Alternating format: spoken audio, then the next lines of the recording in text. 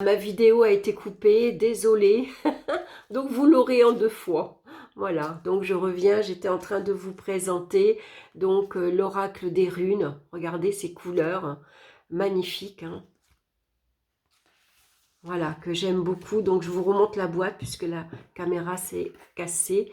Enfin, c'est cassé, non, c'est arrêté, de Gulliver l'aventurière et de Lyra Soltoire, l'oracle des runes. Voilà, et je l'aime beaucoup. Franchement, si vous voulez apprendre les runes, son livre est super, vraiment bien fait, très très intéressant. Allez, je vais bien remettre les cartes voilà, dans la boîte. Donc, c'est tous des jeux que je vais exploiter. Celui-ci aussi, le Fairy Oracle, j'aime beaucoup, d'Arthur Rackham. Alors, je l'aime bien. C'est très particulier, hein, Arthur Rackham. D'ailleurs, j'ai un tarot de lui que j'aurais pu sortir pour l'automne. Ah ben, je vais le préparer. Je vous ferai une deuxième vidéo, hein. Je vais faire cette vidéo en 2 fois. Là, je vous partage tous les oracles. Et je referai une vidéo pour mes tarots d'automne. Voilà, je la préparerai après parce que en une vidéo, ça va être beaucoup trop long. Donc celui-ci, il est très chouette. Alors c'est sûr qu'il faut aimer, hein. Arthur Rackham, c'est assez particulier. Je crois que le livre... Ah oui, il est en plusieurs langues. Attendez que je ne dise pas de bêtises, hein. Le danger, la défense... Ou alors il est tout en anglais, non? Ah non, non, non. Voilà, ici il est en français. C'est l'oracle des fées. Voilà. Cet outil de divination de 36 cartes explore les royaumes des fées victoriennes et nos liens avec eux. Les thèmes de ce jeu expriment une variété d'émotions et de concepts connus de toute l'humanité. Utilisez ce jeu pour inspirer votre monde et laissez les fées des époques lointaines vous aider à répondre à vos questions. Si vous observez attentivement les images sur les cartes, vous verrez des personnages cachés qui vous scrutent à leur tour en attendant de vous raconter leur histoire. Voilà, j'aime beaucoup, beaucoup, beaucoup. Et on a ici le tirage du cercle des fées en 4 cartes. Et puis après, on passe à une langue étrangère. Il était traduit, alors c'est de Lo Scarabeo. Il est traduit en anglais, en italien, en espagnol, en français et je crois, je sais pas, en grec peut-être, je sais pas. Voilà, donc en plusieurs langues, hein, s'il vous plaît, s'il vous intéresse. Donc le tarot, c'est un oracle brillant. Voici le dos des cartes. Donc on a ici, on dirait des petits anges et on a des petites fées ici. Voilà, il est très beau aussi. Donc les illustrations vont se prêter très bien pour cet automne, hein. Je vous montre quelques cartes. Donc les cartes sont numérotées seulement. Il n'y a pas de nom sur les cartes, il n'y a pas de mots-clés. Il y a juste ici quelques personnages. Et il est aussi très intéressant, j'aime beaucoup. Il me fait penser un peu au jeu des fées de Brian Froud. Voilà, qui est à peu près... Alors les personnages de Brian Froud sont un peu plus... sont quand même assez différents. Là, ils sont quand même un peu plus humains. Voilà, mais par contre, cet oracle, il est magnifique. Magnifique, magnifique. Donc, très bien aussi pour cette période, hein, pour travailler avec les fées. Donc, on peut utiliser un tarot et puis finir son tirage en tirant, par exemple, une carte de l'oracle. N'importe quel oracle, que ce soit l'oracle des fées, l'oracle de la magie de la terre, l'oracle des runes, l'oracle des sorcières. Moi, j'aime bien quand j'utilise un tarot de tirer à la fin une carte oracle. Donc bien sûr, on ne peut pas passer à côté les saisons de la sorcière, l'oracle de Mabon, hein. Donc là c'est de Lauriane Anderson et de Juliette Diaz, voilà, que j'aime beaucoup, aux éditions Contredire. Il est en français, c'est génial, ces petits oracles quand ils sortent en anglais, ils sont traduits assez rapidement en français, donc c'est top, hein. Voilà, alors on a l'illustration, on va retrouver les mots-clés, une petite phrase sur la carte, hein, et puis on a l'explication ici de la carte, et pour certains, on a même des petits sorts. Voilà, donc les cartes sont très belles, hein. C'est un rouge assez flamboyant, je vais dire, un rouge orangé, voilà. Et voici les cartes. La Reine des Morts, l'Épouvantail, la Métamorphose. Alors, c'est presque un jeu Mabon qu'on peut utiliser aussi pour Halloween, hein. Le chocolat chaud, le feu de camp, le crépuscule, le labyrinthe, le Covine, Canneberge, le corbeau, les baies de sureau, les ténèbres, les feuilles mortes, le whisky, le vinaigre des 4 voleurs, hein, la cueillette, bien sûr, hein, le deuil, la sorcière de moisson, la maison hantée, la recette magique, le chalet et les piments. Je ne sais pas si je vous l'ai présenté celui-ci d'ailleurs. Il va falloir que je regarde. Alors, il est très chouette. J'aime beaucoup. J'aime beaucoup ces petits oracles. J'aime beaucoup aussi le livre. Le petit livret, il est très très bien fait, hein.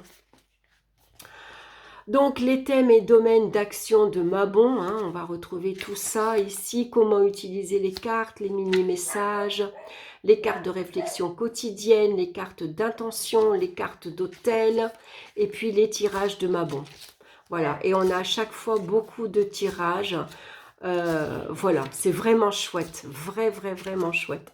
Voilà, celui-ci, on va y passer du temps, il est vraiment très très bien. Voilà, s'il y avait un oracle, un seul pour Mabon, ça serait celui-ci. Voilà, je vous le recommande parce qu'ils sont vraiment chouettes, ces petits oracles. Ensuite, un oracle qui se prête très bien, que j'ai utilisé aussi depuis quelque temps, là je l'ai ressorti, c'est l'oracle du corbeau, hein, de M.J. Cullinan. Pareil, il est sorti en anglais, il a été traduit en français. Tels de sombres sentinelles observant notre monde à travers leurs yeux noirs, les corbeaux sont vus par beaucoup comme des présages inquiétants. Pourtant, ces oiseaux sont dotés d'une sagesse et d'une intelligence rares pour des animaux, et c'est peut-être cela qui nous effraie. Donc, on va retrouver 50 cartes oracles avec son livre. Il est très bien fait, son livre aussi. J'aime beaucoup. Donc, on a un petit sommaire, hein, un mot à propos de l'auteur. Apprenez à connaître vos corbeaux. Et puis, on va avoir de suite, hein, on retrouve les cartes de suite avec leur signification. Voilà, à propos de l'auteur, hein, c'est assez succinct, hein. Je crois qu'il n'y avait pas d'exemple de tirage dedans. Voilà, vous tirez cette carte comme vous voulez, à une carte, à 3 cartes. Vous faites les tirages qui vous plaît. À la limite, si vous ne savez pas et que vous avez celui-ci, vous pouvez utiliser les propositions de tirage et puis essayer avec celui-là si ça vous convient. Sinon, inventez votre tirage vous-même, hein, c'est encore mieux. Alors les cartes, bien sûr, elles sont très très belles. Ça, c'est le dos des cartes, hein. Je l'ai utilisé comme carte conseil pour la semaine dernière, hein, dans le petit journal de la semaine. Donc, on a bien sûr que des cartes sur les corbeaux. On retrouve le numéro et juste un mot-clé, hein. Voilà, les risques, l'anticipation. Il est très très chouette cet oracle parce que je trouve qu'il est très pertinent. Il répond très bien aux questions que vous vous posez. Voilà, je trouve qu'il est vraiment très très chouette. Vraiment. Les influences, les fantômes, la réserve, l'anomalie. Voilà, la croissance, la peur, hein, l'exposition, l'exutoire, la liberté, le cadeau, on a le jeu et on a la libération. Vraiment, il est chouette. Puis en plus, pour cet automne, celui-ci, même pour cet hiver d'ailleurs, c'est un oracle qu'on peut utiliser tout le temps en fait. Voilà, c'est bien d'avoir des oracles qu'on peut utiliser à toute saison. Alors, pour cet automne aussi, hein, j'ai ressorti un vieux jeu de Alana Fairchild, c'est l'oracle des rebelles sacrés, conseil pour vivre une vie unique et authentique. Voilà, ça j'aime beaucoup Alana Fairchild. Les rebelles sacrés n'obéissent qu'à leur passion spirituelle et à leurs vraies valeurs individuelles. Ce sont des âmes courageuses qui veulent soigner le monde en ébranlant les croyances, en osant être uniques et en célébrant leurs différences. Ils choisissent les chemins les moins empruntés, ceux qui comportent d'infinies possibilités créatrices. Je trouve que c'est un jeu qui est très bien, qui est réconfortant quand par exemple vous vous sentez différent d'autres personnes. Vous voyez, des fois quand on a une passion comme nous, hein, qu'on a une passion d'oracle, de cartes, ou de tarot, ou de pendule, enfin tout ce qui est en lien avec l'ésotérique également, parfois on n'est pas compris par son entourage. Et d'ailleurs, moi j'en parle pas à tout le monde, hein, parce que tout le monde n'est pas ouvert encore à tout ça. Et on peut se sentir parfois en décalage. C'est-à-dire que autant moi j'ai des amis, ils vont se passionner peut-être pour la mode, pour autre chose, autant moi il y a des choses qui m'intéressent pas. Alors des fois on peut se sentir un peu décalé, on va dire. Alors cet oracle-là, donc ce que l'éveil créatif permet, donc c'est aussi cet oracle pour travailler avec vous, hein. Donc travailler avec un oracle peut vous apporter de la guérison. L'image et l'énergie des cartes elles-mêmes peuvent stimuler votre transformation intérieure et vous faire aborder la vie d'une façon plus équilibrée et plus profonde. Elles ont été créées pour inspirer, stimuler votre énergie créative intérieure, ouvrir votre cœur, élargir et renforcer votre centre créatif. Donc c'est un bel oracle aussi pour quand on manque d'inspiration, par exemple,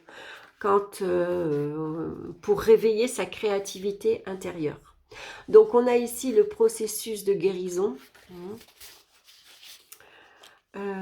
Qu'est-ce qu'on a d'autre ici?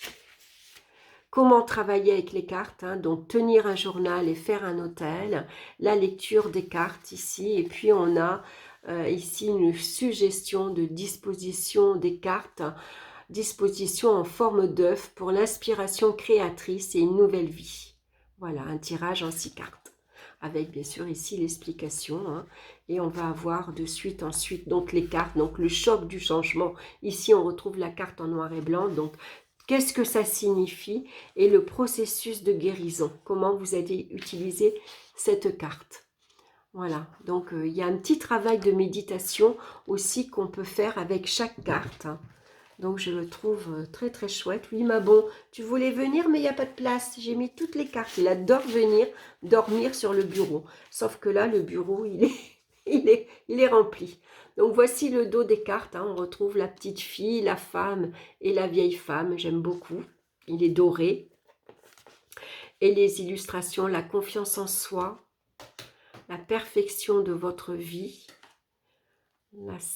la sagesse féminine, se libérer des allégeances, ce qui est déjà avec vous. Bah oui, mon petit Mabon, bah oui, mais il fallait venir plus tôt. Je te laisserai la place après. Lâcher prise avec l'obscurité, vision de la vie au-delà de la mort. Regardez ces cartes comme elles sont belles. Plonger vers la lumière, à contre-courant. La confiance intérieure, l'héritage de la lumière. Elle sent, elle sait. La renaissance, prudence demandée. Au-delà de ce qui est normal. L'envoyé du ciel. Libérez-vous des blessures, laissez l'amour vivre. Au-delà de l'esprit, le cœur bat. Restaurer, reconstituer. Ce qui en vaut la peine. Libérez des jugements. Libre d'aimer. Ce que vous voulez vous veut. Vision audacieuse. Écoutez la vérité. Voilà, mettez-le en pratique. Hein, lancez-vous. Le rêve collectif. Concentrez-vous sur la lumière. Hein, le choc du changement. Voyez, magnifique. C'est un jeu vraiment très complet, très intéressant, qui va demander bien sûr de l'investissement personnel, parce que là, on va travailler sur soi. Hein. On va aller débloquer ici ce qui peut nous empêcher de cheminer dans notre vie actuelle. Et puis quand on est bloqué aussi au niveau créatif. Donc, je vais terminer ensuite avec les esprits de la forêt, bien sûr, de Lucy Cavendish, que j'aime beaucoup. Hein. C'est Carte Oracle, donc c'est aux éditions Exergue. La forêt des esprits, ce royaume légendaire est plus ancienne que l'histoire humaine, plus ancienne que le langage. C'est un royaume où vivent les anciens, dont les conseils ne nous ont jamais été aussi nécessaires qu'aujourd'hui. Donc on va découvrir des déesses, des dieux, des fées, des sorcières, des sages et des enchanteurs, de puissants alliés dignes de confiance pour tous ceux qui sont en quête de beauté, de vérité et de guérison, tant physique que spirituelle. Voilà, donc là vous avez Mabon hein, qui s'est couché à côté de nous, il aime bien. Il aime bien les cartes Mabon. Donc j'aime beaucoup le livre également. Hein. Donc on a une petite dédicace, le sentier menant à la forêt des esprits. Comment utiliser cet oracle? Puis-je me tirer moi-même les cartes? Une carte par jour, la voie de la connaissance. Si vous résistez aux messages, hein, parfois il y a des messages qui ne nous parlent pas, on ne comprend pas le sens, on ne sait pas ce que ça veut dire. Alors parfois on se dit, bah, je vais ranger la carte, voilà, ça ne parle pas aujourd'hui, mais c'est intéressant de la garder sous l'œil parce que parfois, quelques jours plus tard, on peut avoir donc une correspondance avec le message de la carte. Comment se rapprocher des esprits de la forêt? Que signifient les cartes à l'envers? Les qualités uniques de cet oracle? Et si quelqu'un d'autre manipule mes cartes? Bon, moi je ne les prête pas. Comment mélanger les cartes? Veillez à ce que vos interprétations soient fluides, pures et fassent preuve d'intégrité. La disposition des cartes, comment et encore approfondir leur message. Donc le tirage à 3 cartes, hein, classique, passé, présent, futur, et le tirage de la croix celtique, moi je l'aime beaucoup. Avec cet oracle-là, je ne l'utilise pas par contre, il y a beaucoup trop de cartes, hein, ça c'est un tirage en 10 cartes. Je vais le faire avec un tarot, je vais le faire avec un oracle, avec le petit Lenormand par exemple, ou l'oracle G, ou n'importe quel autre oracle. Avec le tarot, c'est formidable, mais avec ces oracles-là, voilà, c'est un peu compliqué. Parfois, à la fin, on peut perdre le fil du début finalement. Voilà, donc moi, je préfère utiliser, je fais des petits tirages à 5 cartes maximum. Donc, le dos est magnifique, hein, on retrouve le petit chat noir, donc on va dire que c'est Mabon, devant la petite porte, et on a une petite sorcière qui arrive, avec un petit lutin ici, tout en haut. Ah, celui-ci, je l'adore. Hein. Voilà, il est en doré sur le côté. Ragnarok, destruction, fin, dernier instant. Astrid, la sorcière des haies, la solitaire, l'initiée, la donneuse de vie, le serment, la rêveuse, la reine des elfes, l'autre monde, frère, la reine des elfes des bois sombres, Blumont, sacrifice, offrande, décision, Frigga, disposition, générosité, abondance, la Volva, Isa, Ateling, la chanteuse célébrant le solstice d'hiver, hein, l'ancienne est superbe, la Wen, l'ensorceleuse, celle qui rit, envoûtée par les elfes, la Norne, pardon, les âmes sœurs, la sorcière verte, j'adore. J'ai fait une photocopie et je l'ai encadrée. Ça fait super joli. Dans ma cuisine, je l'ai mis. Le bonheur, l'avant, le rassemblement, la bonne fée, le roi des elfes des bois sombres, et on a l'homme vert. Voilà, moi, c'est des cartes que j'utilise beaucoup pour mettre sur mon autel, et puis c'est un oracle que j'utilise tous les ans à cet automne.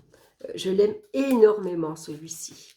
J'aime beaucoup les jeux de Lucy Cavendish. Hein. J'en ai d'autres. Voilà pour cette vidéo. Alors, écoutez, je vais m'arrêter là. Hein.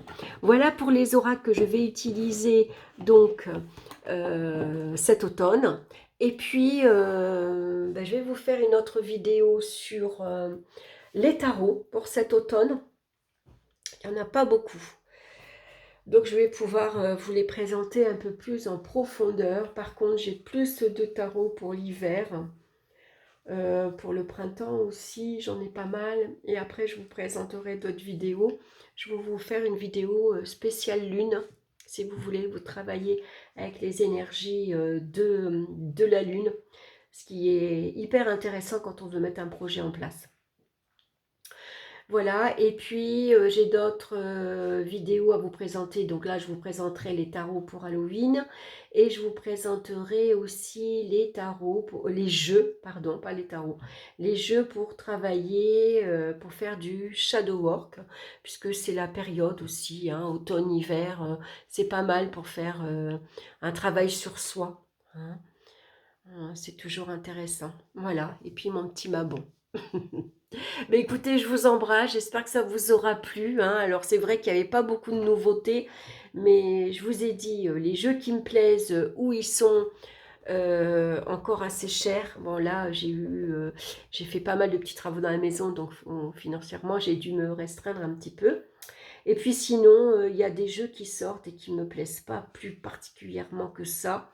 Donc je vois pas l'intérêt de les acheter, hein, parce que bon, ils m'attirent pas. Alors pour les laisser après dans l'armoire, bon, c'est pas la peine, quoi. Surtout qu'il y a d'autres personnes qui les présentent, hein, sur YouTube. Voilà, bah, en tout cas, n'hésitez pas à me laisser vos commentaires quand même. Dites-moi ce que vous en pensez. Et puis, ben, je vous embrasse. Je vous dis à très bientôt. Bye bye.